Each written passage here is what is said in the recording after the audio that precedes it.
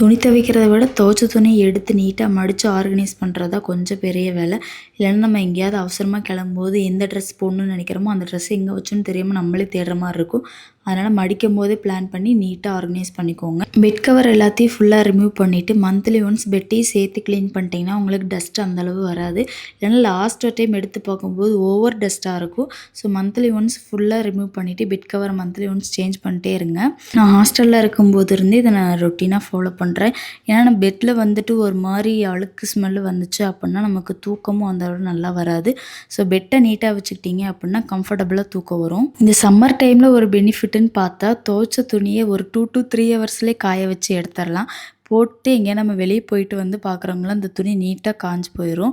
அந்த மாதிரி நான் துவைச்ச துணியை காய போட்டுட்டு ஒரு 2 to 3 ஹவர்ஸ் வீட்டில் எல்லா வேலையும் பார்த்து முடிச்சுட்டு சாப்பிட்டுட்டு சரி மேலே போய் காஞ்ச துணி எடுக்கலான்னு போனால் நல்லா சூப்பராக அப்பளம் மாதிரி மொறுமொறுன்னு காஞ்சிருக்கும். எடுத்துகிட்டு வந்து நீட்டாக மடித்து வச்சாலே போதும்.